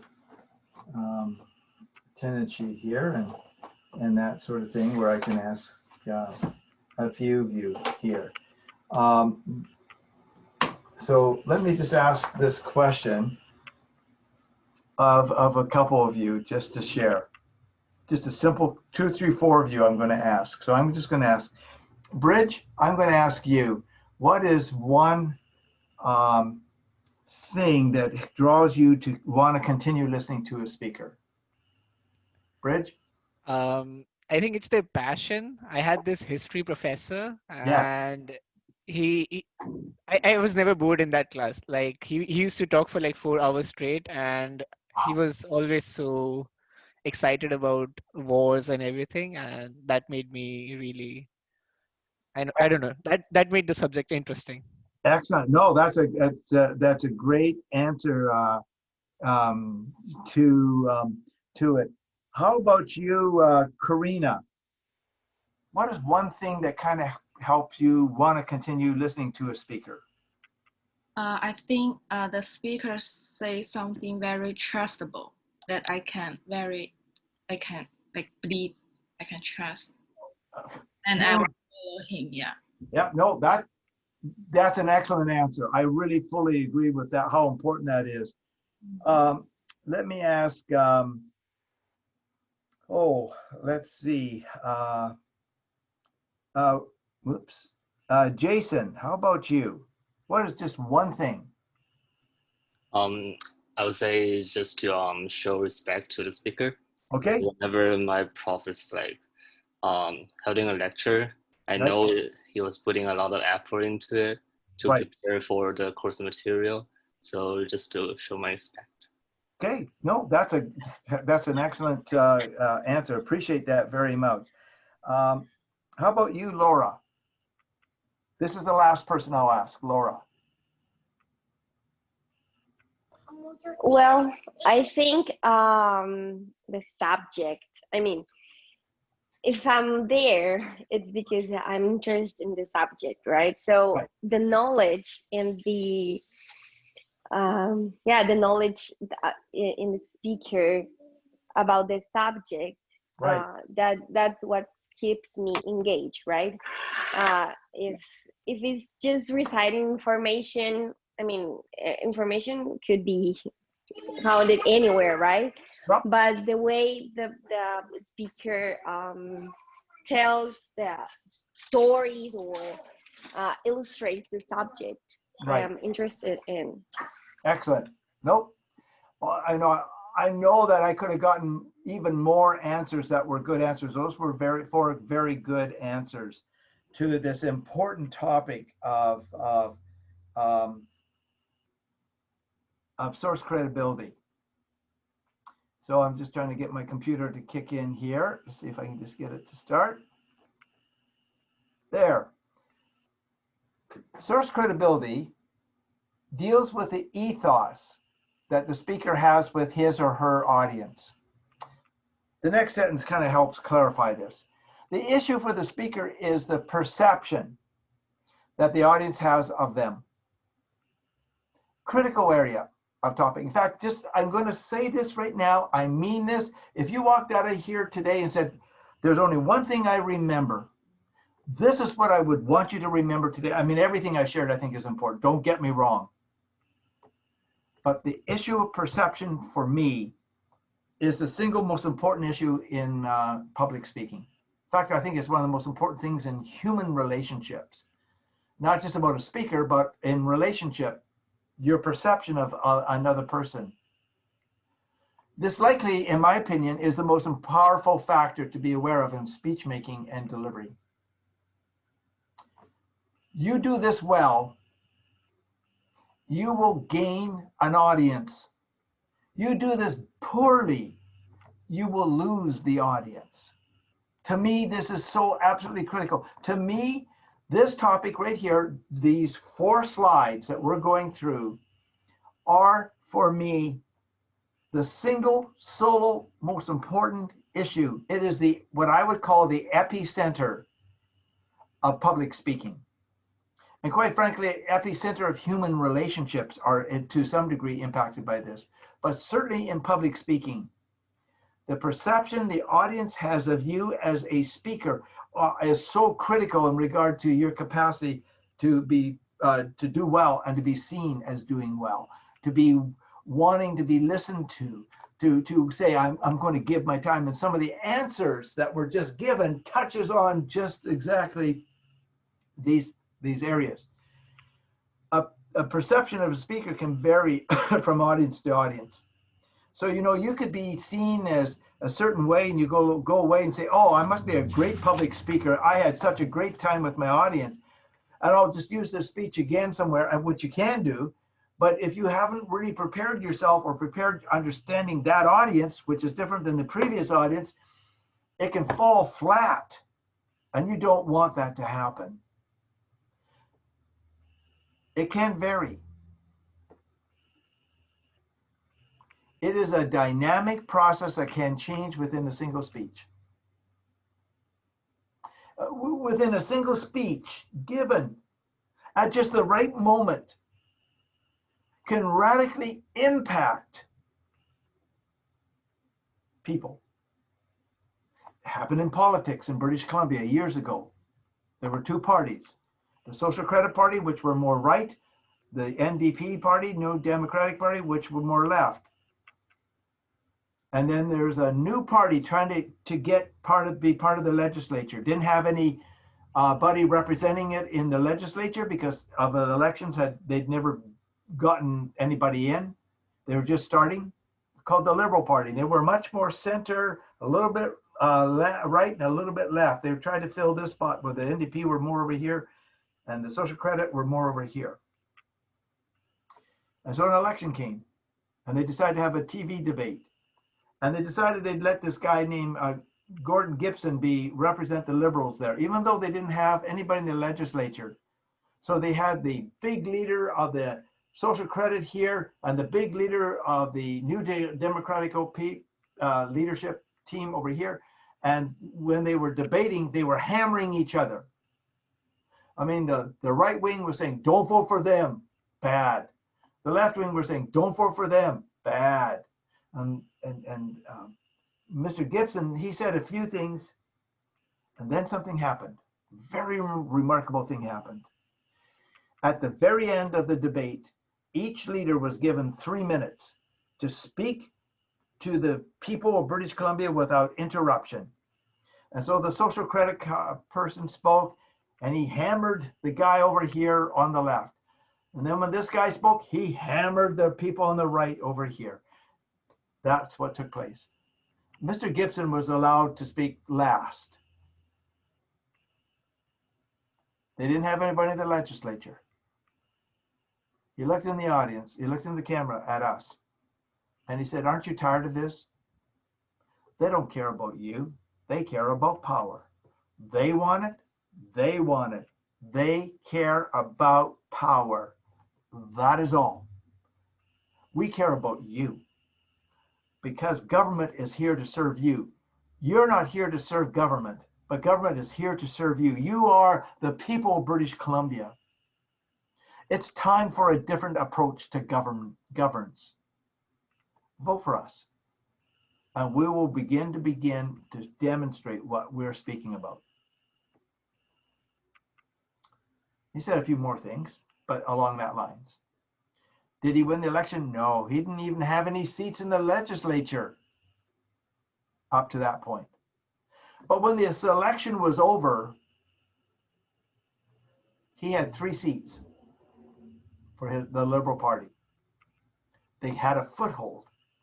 Today, there are 2 major parties in British Columbia, the New Democratic Party and the Liberal Party. The Liberal Party has got center, a little bit left, and more right, but it fits in here.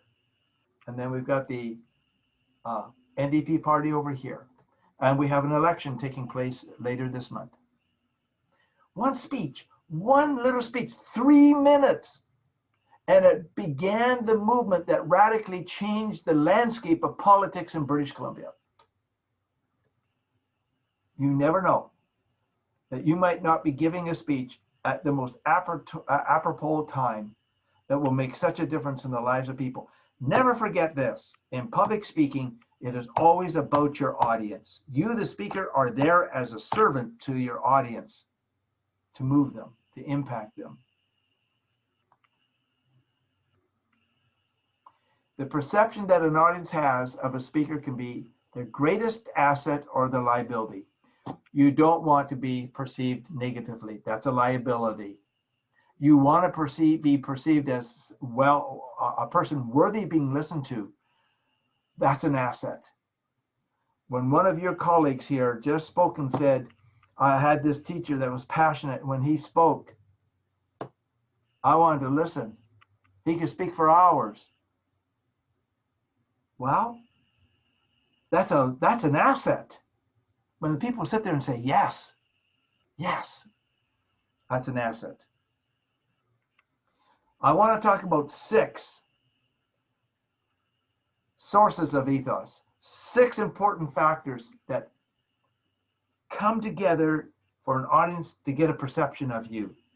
And if you can understand these and appreciate these and utilize them appropriately, you become more effective as a speaker. The first one is the issue of competence. Okay, please notice in every one of these 6 areas, the word perception is underlined. This involves the perception of an audience, that an audience has of a speaker as being competent. In other words, a valid source of information. Due to their qualifications, their training, their skills, their experience, their position, their title, their age, or their reliability. These come to play down on the moment right now. It's critical. What are your qualifications? What is your training? What are your skills? What is your experience? What is your position? What is your title? What is your age? Not that you give your age or your reliability. All those factors come to play in regard to the issue of whether you're going to be perceived as competent. And we're going to talk about in the introduction where you need to establish the right to speak on the topic, where you begin to help your audience realize that when you are speaking, you're not speaking out of a lack of knowledge, out of a lack of experience, or out of a lack of qualifications or skills or position or title or something. You have to establish the right to speak on the topic. We're going to get into what an introduction does. You have to establish your competencies. You may not have all those covered. You certainly have some. Do you remember at the beginning of the semester, and I'm just going to turn to us right now, the beginning of the semester, I shared, I'll just turn to the page here, the first day. I did a welcome. We described the course, the course title. I introduced myself. I talked about my name. I talked about my family. Okay. I shared things like we've been married almost 50 years. It'll be 50 years in December. The fact that I have 2 daughters who are both married. I have 2 sons-in-law. I have 3 grandchildren. So I did that. I shared that so you have a flavor of who I am. It always helps to understand a little bit about your prof. Then I shared my qualifications. I shared 2 levels. First, I shared about my education. I have a Bachelor of Arts, a Master of Arts, and a Doctor of Education. I majored in my Doctor of Education in adult education. Inside minor was in college university teaching. Outside minor was in communications. I have a communications minor, my master's degree. I wanted you to get that. But I also then talked about the fact that I've done 38 years of teaching. In fact, is on August 31, I finished my 38th year of teaching that I've taught for 30 years at Trinity Western University. I'm in my 31st year at Trinity Western. I talked about the area of public speaking. I took public speaking courses in my undergrad studies. I took some in my graduate studies. In my doctoral degree, I became a professor at Oregon State University in the communications department, teaching first-year students. And this is where they use students who want to be teachers, who have a communications background, start doing some teaching for them at this level. And I had that chance. I was there for 4 years. I had about 30 sections of classes over 4 years that I taught at the university level in public speaking specifically. I told you this is my favorite course. It is to this day. I still teach other courses, but this is still my favorite course. Why did I do that? Am I trying to brag? No. I want you to understand something. You know, when you get on a 747 plane, you're going to fly from here to your home country. You want to know that the pilot is qualified, competent, that he's got hundreds and hundreds and hundreds and hundreds and thousands of hours flying this machine. This is not new to him. You want to be able to relax knowing that the pilot knows what he's doing, knows where he's going, knows how to take the plane off and how to land the plane, etc., etc. So you want to know they're fully qualified. Well, that's not any different than anything. And when you are doing whatever you're doing, you need to demonstrate, hey, as a speaker, I've got competence. I've got certain capacities. No, you won't have as much now as you will have in 10 or 15 years if you continue moving in the direction you are. But you have some things that are valuable to say. Those are competencies. And you want to be perceived as competent. Can you imagine being on a 747 and scared spitless because you don't think that the pilot really knows what he or she is doing? It's not fun. And so that's one reason I shared. I want you to understand, this is my competency area. This is where I get off on teaching. I love teaching this course. And I've got a lot of background related to that, not just teaching it, but being a public speaker. You want that established so you can move forward. That's competency. In public speaking, I want to know you got a competency to speak on this. It doesn't mean that you have a doctoral degree in it. I mean, I had a student share, and I'm going to come back to it another time, to share when we talk about another topic, who shared about being raped. She was vulnerable. I've had two students share. One, in fact, is I've got on video. The other one that I have was years ago when I was at Oregon State. And she had competency to share. She's been there. She's dealt with this. Here are things that you should do to prevent. I listened carefully because she laid out her competency in the process of telling her story, etc. Competence. The second area is trustworthiness. Again, one of your fellow students said trust. Now, I'm talking about these 6 areas are all absolutely critical.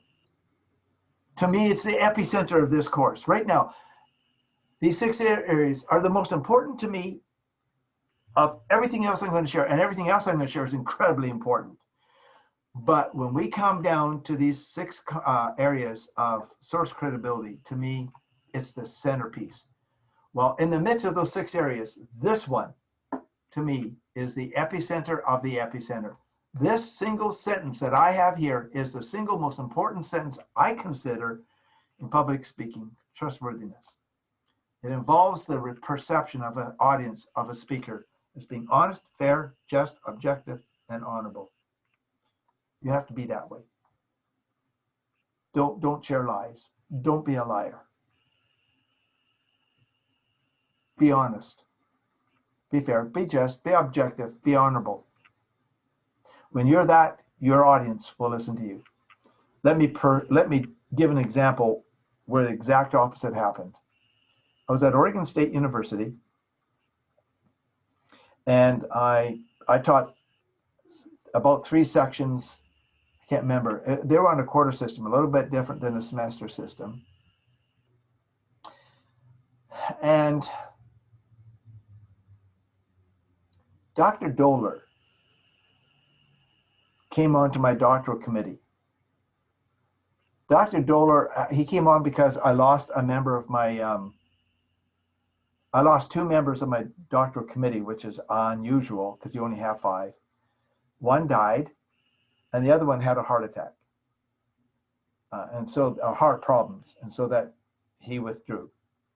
I asked Dr. Doler if he would come on. Dr. Doler said sure. He was in essence my boss at Oregon State University because he was the head, not of the department, but he was the head of the foundational courses, of which is where I taught in the foundational course, public speaking.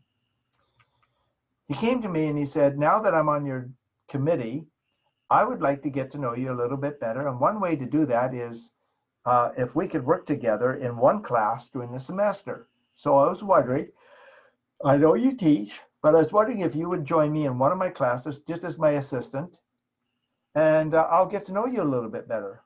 I gulped and said, okay. Dr. Doler was my boss technically, and I said, okay. And one thing I learned about Dr. Doler is he didn't smile a whole lot. Excuse me, I'm going to probably sneeze here in a moment. He didn't smile at all. And nice man, excuse me, a bit intimidating, to say the least. So we began a public speaking course together. He was the prof, I was just his assistant, and it was the first speeches that were being given. And so what he did is we had speeches of 4, 5, 6 students in a class session at one time speak. I think it was about 4 or 5. And then what Dr. Doler would do is ask for a couple of students to kind of give some feedback. Just one thing you observed about this person's speech you liked. A couple of students would speak that way, and then I was asked to share 2 or 3 things that I observed and something the person could work on. So then Dr. Doler would speak to the students, each one for just a couple minutes. So you can say it took a bit of time. Well, this one day, a student who was a 4th-year student who had to take a course in communications because all students had to there. And he got up and spoke, and he kind of wowed us like, whoa, that's pretty good. And the 2 students who spoke said, really appreciate what he had to say. They were really impressed. And I got up and I was equally impressed. And I mentioned something he could work on, but I said, to be honest with you, I really appreciated what you had to share. And the guy, and then Dr. Doller got up to share, and he shared his thoughts. And I watched Dr. Doller as he was sharing. He was smiling. This guy really impressed Dr. Doller. Now, this guy spoke on being a student in the business administration program, that he was completing it. This was his last year, and that he had already been offered 3 different scholarships for fully paid tuition to come and study at particular programs in 3 different universities. I mean, that was impressive. 3 universities were interested in bringing him on for a Master of Business Administration. That's impressive. And then he's talked about his philosophical position regarding government and the issue of finances. And it was pretty well thought through. I was quite impressed. So now Dr. Doller has just commended him and smiling away, and all of a sudden the student starts chuckling. Dr. Doller says, "What's so funny?" And the guy says, "Well, I've got to be honest with you. I am a Bachelor of Arts in Business Administration. Yes, I am. But no university has offered me a fully paid scholarship to come. I just said that to impress everybody." And then he said, the material I got in regard to my philosophical perspective about governments and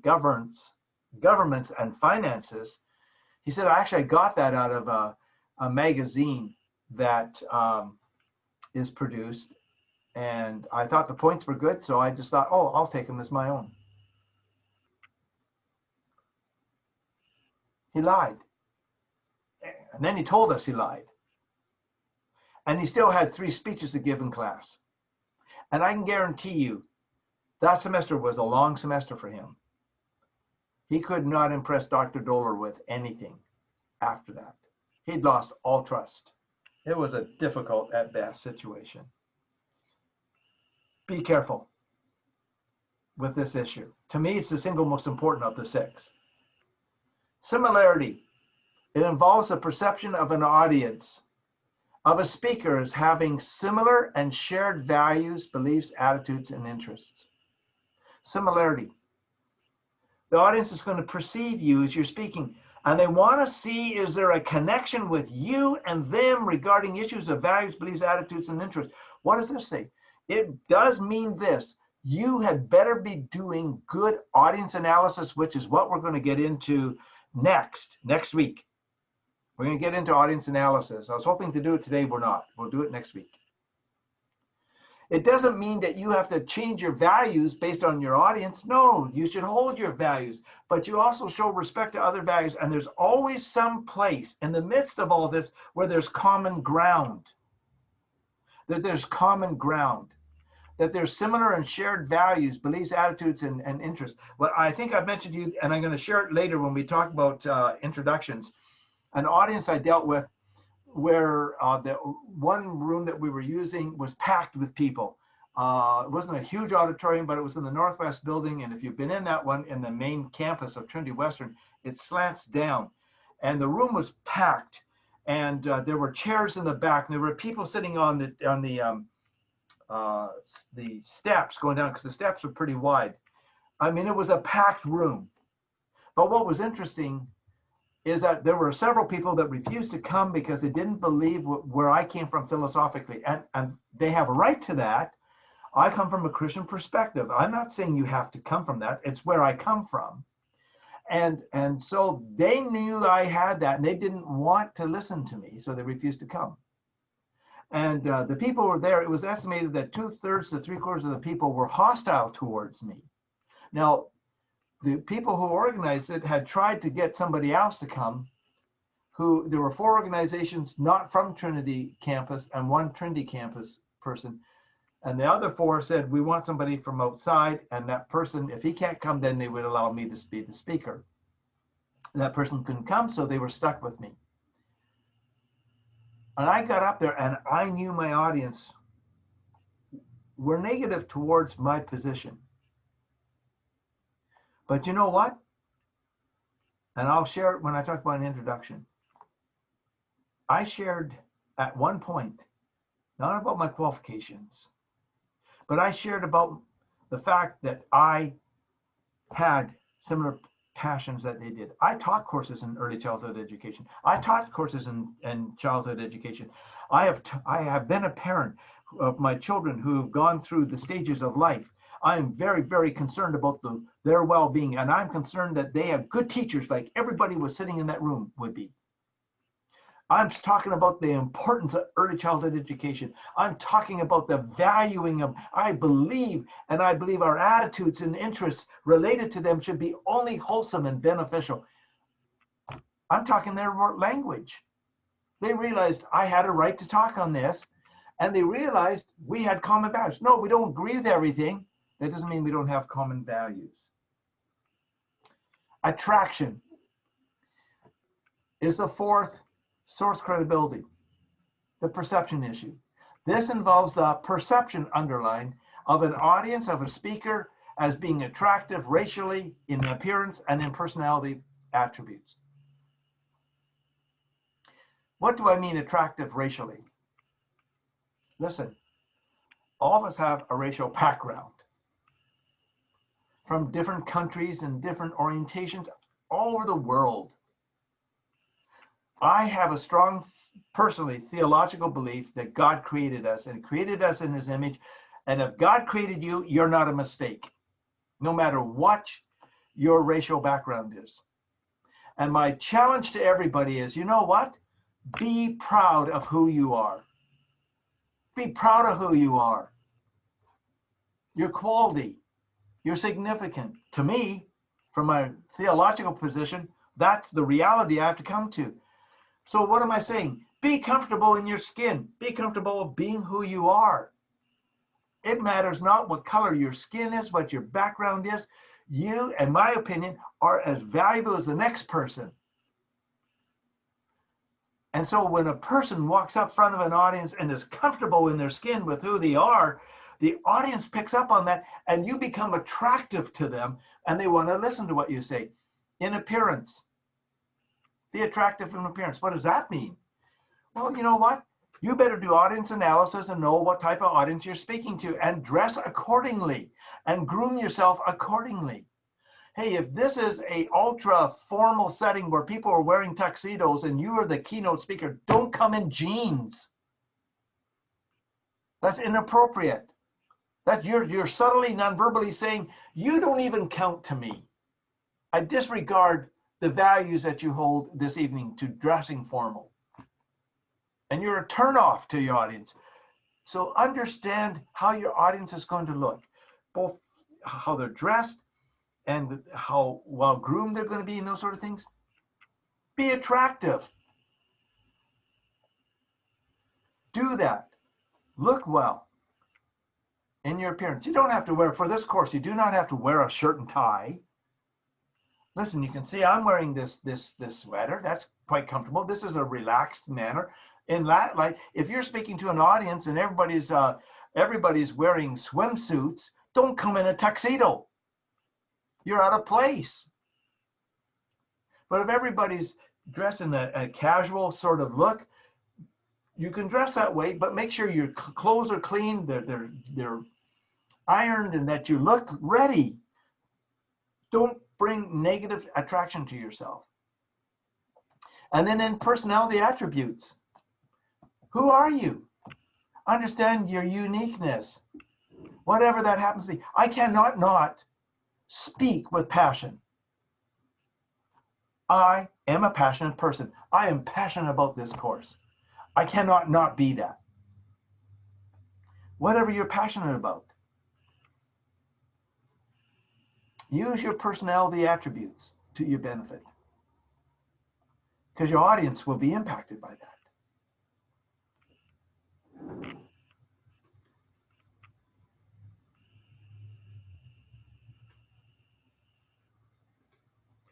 Sincerity is the fifth one. This involves the perception of an audience, of a speaker, as being one who seems to mean what he or she is saying. Oh, don't give a speech that doesn't interest you. Speak on something that absolutely captures your heart, your mind, your soul, your person. Use that and speak and mean what you're saying. Say what you mean and mean what you say. Your audience will respect you for that. You may be wrong in many people's mind, but they will say one thing, you're sincere. They might even say you're sincerely wrong. So be it, but be sincere. I've listened to a speech last year in Richmond of a gal who shared something I radically disagreed with her. Theologically, I did not agree with her at all. Okay? I showed respect. I never told her that. But I'll tell you one thing, she was sincere of what she was sharing. And I gave her high marks for being sincere. Man, did she come across strong. She was sincere. Be sincere with what you share. The last one. Again, it was picked up also by our speakers. A speaker who's got energy, a speaker who's dynamic. This is important. This involves the perception of an audience of a speaker as being bold, active, energetic, strong, and assertive. That is important. Be dynamic. It might be dynamism showed by the words that you use, dynamism by your body language, and your body language is critical. You need to show energy. You don't have to come off the wall. I don't mean that. But you should show that you're bold, that you're active, you're energetic, that you're strong, and that you're assertive. I believe in certain things, so should you. What are those? You'll have to work that through. That could become a part of what you'll be speaking on. I was reading some research years ago when I was working on my doctoral degree at Oregon State University. There was two identical researches done 10 years apart on university students. Very simple research done. Students from all sorts of universities across the United States were asked to look at 10 factors that characterized a professor. For instance, was gracious, was knowledgeable, was energetic, and passionate about, and passionate was really the word used, etc. There were 10 of them. And the students only had to do one thing. They had to rank them as to which was number 1, 2, 3, 4, 5, 6, 7, 8, 9, 10. All of them important, but rank them. It's called an ordinal research project. I've done ordinal research projects in the past. Okay, so that's basically what they had to do was ordinal. Order them. Ordinal means to put order. Number 1, 2, 3, all the way down to 10. 2 research projects, 10 years apart. Here's what was interesting. In both researches, the student put above the knowledge of the professor the passion, the dynamism, the boldness, the energeticness, the assertiveness of the professor. All those grouped together under this concept of passion and dynamism, put it above the professor's knowledge in both researches. I mean, after all, you come to university, don't you come for knowledge? Don't you come to gain information, to be better equipped in different disciplines? I hope so. It's very much what university is about. Okay? But the students put the passion of the professor above the knowledge of the professor. They were not saying the knowledge of the professor wasn't important, quite the opposite. But they were saying the professor is so passionate about what he's going to be sharing and so obviously, therefore, knowledgeable that I need to take in all that entails. And so the professor, passion, critical, and was always in both researches, and these 2 areas were in the top 3. Or top 4, excuse me. So the dynamism, the energy of the professor was higher. At Oregon State University, they had a professor, and I never met him, heard about him.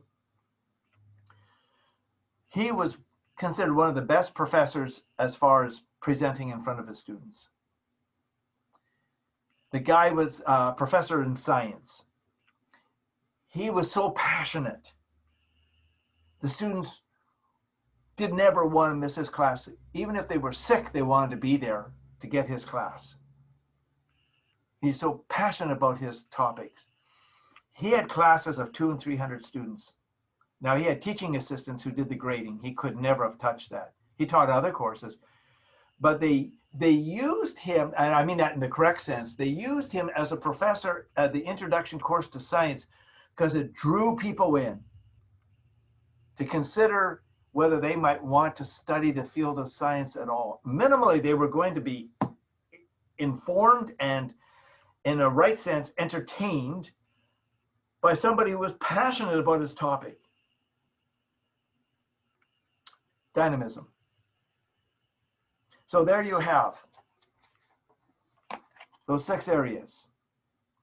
Competence, the perception that the audience sees you in a way that gives you the right to speak on the topic. Trustworthiness, the audience sees you as somebody that's honest. You're going to be objective, you're going to be honorable.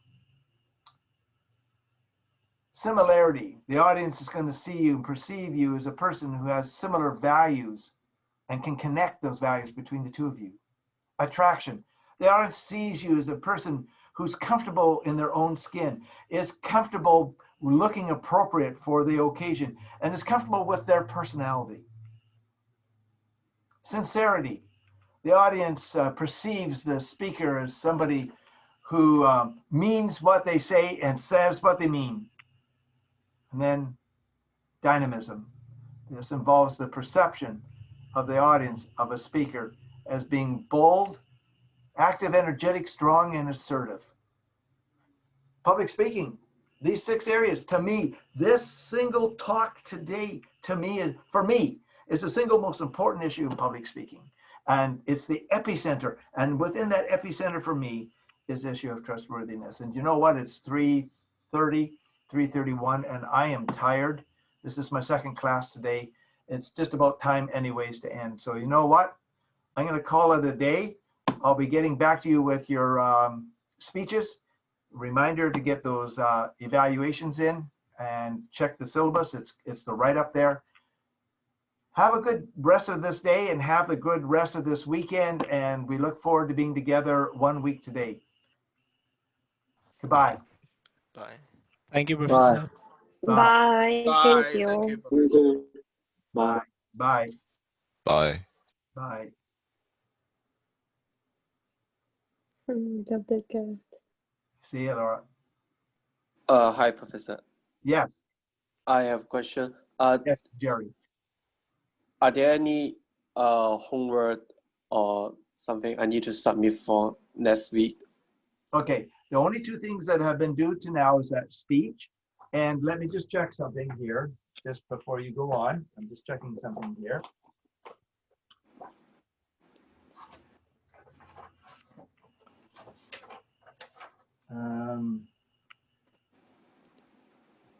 Speech. Okay, you've handed in your speech. Yeah. Okay, I've And got. evaluation. Oh, you handed that in? Okay. Yeah, I sent email to you. Okay, then Jerry, if you've handed it in, no matter what, even if I don't find it, I remember that you've handed it in. I'm quite sure. In fact, I'll check it out right away. If you don't hear from me, that means I got it. Okay. Okay. But I'm pretty sure I got it. I just haven't done all the work on that yet. I won't get to the evaluations for the evaluations. Your evaluation. I'll get to the evaluation of your speech first. Okay. Okay. So does it mean there is no homework? There's no homework right now. Okay. Thank you. Okay. Take care. See ya. Yeah. Have a good weekend. You too. See you. Bye. Goodbye. Hi, Professor. I have a question. Just wondering, when's the deadline for the evaluation for the first speech? When is the deadline for submitting the evaluation? Okay, just give me a second. Yeah, I'm pretty confused with the deadline since the syllabus doesn't. No, we'll take care of that. I'm just checking where's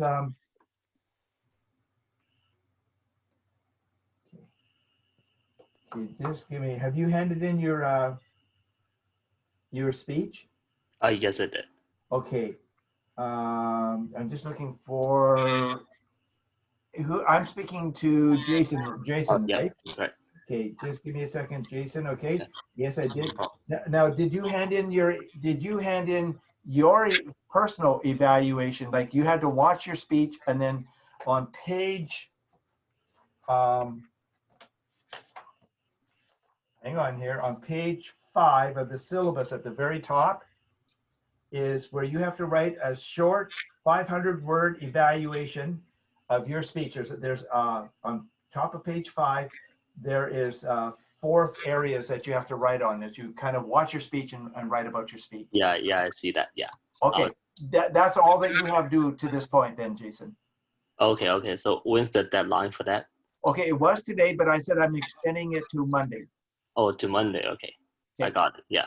Okay, So good. I'm just curious about the other deadlines, like for Okay. for example, informative speech and persuasive speech. Okay. I'm just going to get that open for you. It's in the syllabus. Yep. And if you check page 6, you will see, like the informative speech, you'll see that it's due. If you look at the schedule, you see it's due on November 7. Oh, I see.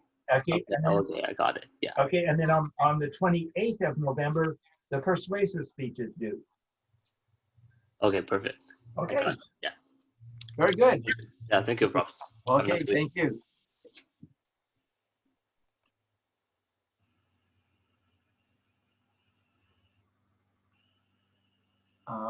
Is there anybody else that has a question?